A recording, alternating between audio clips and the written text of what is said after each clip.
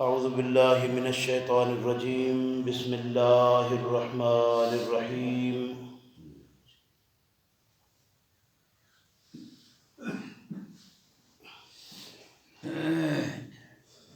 یا ایہا الذین آمنوا، اے ایمان والو، لا تقربوا الصلاۃ وانتم سکارى، مت قریب جاؤ تم نماز کے اس وقت جب تم مدہوشی کی حالت میں ہو، حتیٰ تعلموا ما تقولون، یہاں تک کہ تم جان لو جو تم کہہ رہے ہو۔ یعنی نماز کا مقصد عقل و فکر اور سوچ سمجھ کی قوتوں کو اجاگر کرنا ہے۔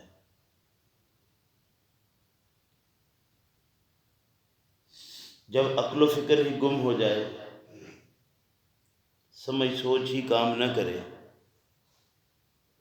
تو پھر نماز کا مقصد کیا رہا؟ یہ 21واں خطاب ہے ایمان والوں کے نام، اور یہ بات آپ سن چکے ہیں کہ جہاں بھی ایمان والوں کو مخاطب کیا گیا وہاں آگے کوئی حکم دیا گیا ہے، اور آج کے سبق میں حکم یہ دیا جا رہا ہے کہ ایمان والوں، تم نے اس حالت میں نماز کے قریب نہیں جانا کہ تمہیں خود کو سمجھ ہی نہ آ رہی ہو کہ میں کہہ کیا رہا ہوں۔ تو ہمیں اپنا تجزیہ کرنا ہے کہ اس آیہ مبارکہ کے مطابق ہماری صورتحال اس وقت ہے کیا۔ یعنی حالت سکر سے، جسے ہمیں کہا گیا ہے کہ بھئی شراب تم پی چکے ہو، تمہارے گویا اللہ رب کریم نے اس کی وضاحت بھی فرما دی ہے کہ حالت سکر تمہاری کون سی ہے جس میں تم نے نماز کے قریب نہیں جانا۔ فرمایا حتی تعلموا ما تقولون، یہاں تک کہ تم جو کچھ کہہ رہے ہو اس کا تمہیں علم ہونا چاہیے۔ ہمیں تو علم ہوتا ہی نہیں نماز کا، تو اس لیے نماز کو اصل میں سیکھنا چاہیے، اور اس کا مقصد عقل فکر سمجھ سوچ کو مزید کھولنا اور کشادہ کرنا ہے، بند کرنا نہیں ہے۔ فرمایا وَلَا جُنُبًا إِلَّا عَابِرِ سَبِيلٍ حَتَّىٰ تَغْتَسِلُوا، اور جنبی آدمی جو ہے وہ بھی اس وقت تک نماز کے قریب نہ جائے یہاں تک کہ وہ غسل کر لے، مگر عابر سبیل یعنی جو مسافر ہے وہ اس سے مستثنیٰ کیا گیا ہے۔ جنبی ہو اور مسافر ہو تو وہ اس سے مستثنیٰ ہے کہ وہ غسل کے بغیر بھی نماز ادا کر سکتا ہے، اور غسل کے بغیر کا جو طریقہ ہے وہ تیمم ہے۔ فرمایا وَإِن كُنتُم، اور اگر ہو تم مرضیٰ بیمار، او لا سفر، یا مسافر ہو تم سفر پر ہو، او جاء أحد منکم من الغائط، یا تم میں سے کوئی قضاء حاجت سے آ جائے، او لامستم النساء، یا تم میں سے کوئی ایسا ہے جو صحبت کر لے عورتوں سے، فلم تجدوا ماء، پس نہ پاؤ تم پانی، فتیمموا، پس تیمم کرو، صعیدا طیبا، مٹی پاک سے، فامسحوا بوجوہکم، پس مسح کرو چہروں اپنوں کا، وایدیکم، اور اپنے ہاتھوں کا، ان اللہ بلا شبہ اللہ کان ہے عفوا غفورا، معاف کرنے والا اور بخشنے والا۔ یہ تیمم جو ہے وہ اس کا طریقہ بھی سمجھ لیجئے۔ روایات میں آتا ہے کہ حضرت عمار رضی اللہ عنہ کہتے ہیں کہ ایک بار میں کسی سریہ میں نبی کریم صلی اللہ علیہ وسلم کے ساتھ جنگ میں شریک تھا، تو وہاں میرے ساتھ ایک معاملہ یہ پیش آ گیا کہ غسل فرض ہو گیا، تو چونکہ علم تھا کہ تیمم جو ہے وہ بھی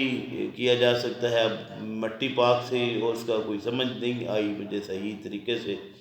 تو کہتے ہیں کہ میں مٹی میں لوٹ پوٹ ہونے لگا الگ جا کر ایک جگہ پر۔ جب پیغمبر صلی اللہ علیہ وسلم کے علم میں آیا تو آپ صلی اللہ علیہ وسلم مسکرائے، اور آپ صلی اللہ علیہ وسلم نے ارشاد فرمایا کہ اتنا تیرے لیے کافی تھا۔ وضرب النبی صلی اللہ علیہ وسلم بیدہ الارض، آپ صلی اللہ علیہ وسلم نے اپنے ہاتھوں کو زمین پر مارا، زمین پر رکھا، ثم نفخ فیہا، پھر جب میں نے آپ نے اٹھایا اور اٹھا کر ان کو کر کے ایک دفعہ صاف کر لیا، یعنی پھونک مار کے اس کو چاڑ دیا۔ اس کا مطلب یہ نہیں کہ مٹی اپنے اوپر ملنا ہے یا اپنے چہرے پر ملنا ہے، اور ثم نفخ فیہا، اور پھر اس کے بعد آپ صلی اللہ علیہ وسلم نے اس کو اپنے چہرے اور ہاتھوں پر پھیر لیا، اور یہ اتنا ہی کافی ہو جاتا ہے اس کا۔ جیسے وہ مسح بہا وجہہ و کفیہ ہے، یہ روایات کے الفاظ ہیں۔ نبی کریم صلی اللہ علیہ وسلم نے اس کو چہرے اور ہاتھوں پر مل لیا اور فرمایا کہ اتنا کفایت کرتا ہے جب پانی میسر نہ ہو اور تیمم کا وقت آ جائے۔ الم ترى کیا نہیں دیکھا تو نے للذین طرف ان لوگوں کی اوتوا جو دیے گئے نصیباً ایک حصہ من الکتاب کتاب سے، یشترون الضلالہ خریدتے ہیں گمراہی کو، ویریدون ان تضلوا السبیل اور ارادہ کرتے ہیں کہ تمہیں بھی راہ سے گمراہ کر دیں۔ یعنی کتاب اللہ کے آ جانے کے بعد بھی لوگ خرید کرتے ہیں اس طرح کی چیز، یعنی گمراہی کو خریدتے رہتے ہیں۔ تو یہ کتاب اللہ کے آ جانے کے بعد حق یہ ہے کہ ان احکامات کو تسلیم کرتے ہوئے سر تسلیم خم کر لیا جائے اور ان کو تسلیم کرتے ہوئے مان لیا جائے۔ واللہ اور اللہ تعالیٰ عالم خوب جانتا ہے بِأَعْدَائِكُمْ دشمنوں تمہارے کو، وَكَفَىٰ اور کافی ہے باللہ ولیًّا اللہ رب کریم دوستی میں، وَكَفَىٰ اور کافی ہے باللہ نصیرا اللہ رب کریم مدد دینے میں۔ اللہ کی مدد بھی کافی ہے، اللہ کی دوستی بھی کافی ہے۔ تو اللہ کی کتاب آ جانے کے بعد اللہ کی باتوں کو ماننا اور تسلیم کرنا اصل چیز ہے اور وہ مان لینا چاہیے۔ من الذین ہادوا بعض وہ لوگ جو یہودی ہوئے، یحرفون الکلمہ وہ بدل ڈالتے ہیں بات کو عن مواضعہ اس کی جگہ سے۔ اور یہ بات آپ پہلے بھی سن چکے ہیں کہ کسی بات کو اس کی جگہ سے تبدیل کر دیا جائے نا، کسی بھی جملے کو موقع محل سے اٹھا کر کہیں اور رکھ دیا جائے تو وہ اپنا مفہوم تبدیل کر دیتا ہے۔ تو اس طرح وہ اپنی بات کو مروڑتے، منہ کو موڑ توڑ کر مختلف قسم کی باتیں جو ہے وہ بناتی ہے۔ یہود کا کام تھا۔ یحرفون الکلمہ عن مواضعہ ویقولون اور کہتے ہیں سمعنا وعصینا ہم نے بات کو سنا اور عملی طور پر نافرمانی بھی کی، واسمع غیر مسمع اور سن کہ نہ سنایا جائے تو، ورائنا اور انہوں نے مطلب یہ بھی کہا کہ رائنا رعایت کر ہماری، اور وہ اسی بات کو یہ بیان کیا جا رہا ہے جیسے پہلے ہم سن چکے ہیں۔ ایمان والوں کا جو پہلا خطاب تھا یا ایھا الذین آمنوا لا تقولوا رائنا وقولوا انظرنا، یہ اسی کا اشارہ دیا گیا ہے یہاں پر، وہ پہلے آپ اس پر بات سن چکے ہیں۔ لیم بألسنتہم پیچ دیتے تھے زبانوں اپنی کو، وطعنا فی الدین اور طعنہ زنی کرتے تھے دین کے اندر، یعنی بات کا مفہوم خود بدلنا، اس کو وہاں سے اٹھانا اور اپنی من مرضی سے جہاں رکھنا فٹ کرنا اور طعنہ زنی دین پر کرنا، یہ کام تھا یہود کا،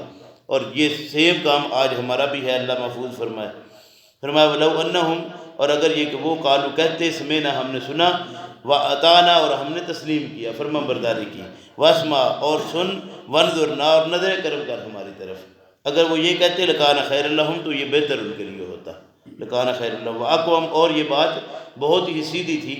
وَلَٰكِن لَعْنَهُمُ اللَّهُ لیکن لعنت کی ان کو اللہ نے، بِكُفْرِهِمْ ان کے کفر کے سبب، انکار حق کے سبب، فَلَا يُؤْمِنُونَ پس نہیں ایمان لاتے وہ الا قلیلا مگر تھوڑے۔ یہود و نصارہ کی جن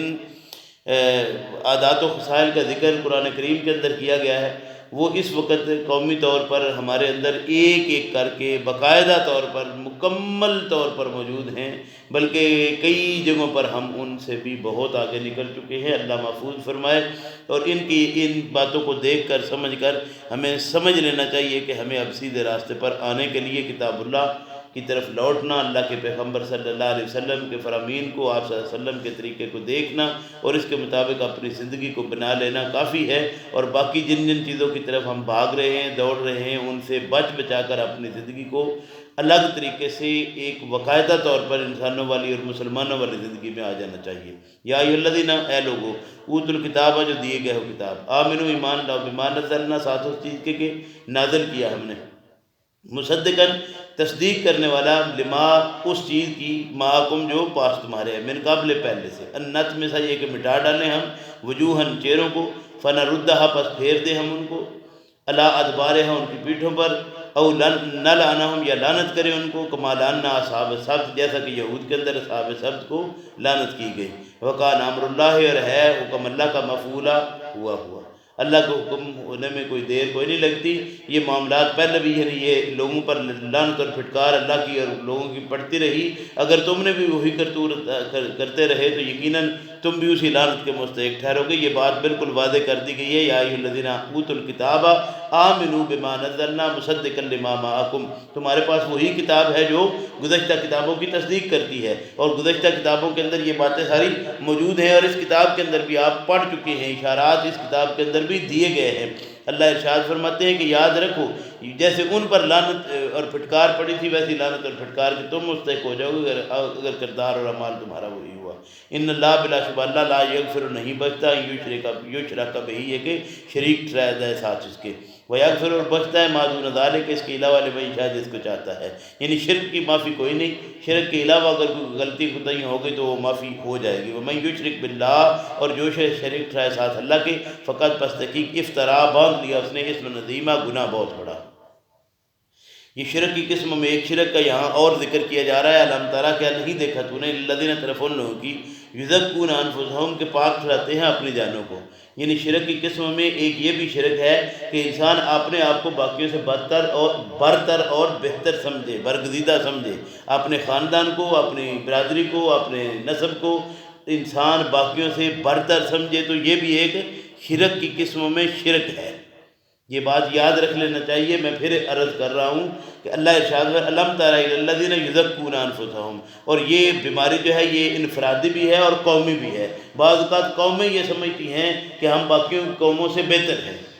ہم باقی قوموں سے برتر ہیں، ہم باقی قوموں سے برگزیدہ ہیں۔ جیسے خاندانوں کے لحاظ سے کچھ لوگ خاندانی طور پر سمجھتے ہیں کہ ہم فلاں خاندان سے تعلق رکھتے ہیں، اس لیے ہم تو بخشے بخشائے ہیں، ہمیں تو اس بات کی مطلب کوئی ہے ہی نہیں، ہم تو اللہ کے جو محبوب ہیں، جو اللہ کے پیارے لوگ ہیں، ہم انہی کی اولاد سے ہیں، اس لیے ہمارے لیے تو کوئی پرابلم اور کوئی مسئلہ ہے ہی نہیں، ہم تو بڑے حسب نسب کے لحاظ سے دیکھیں جی ہمارا یہ تو یہ اپنے آپ کو باقی حسب نسب کے لحاظ سے دوسروں سے برتر سمجھنا، یا اپنے مسلکوں اور اپنے یہ جس طرح کی بھی تقسیمات ہیں ان تقسیمات میں خود کو دوسروں سے برتر سمجھنا، بہتر سمجھنا، خود کو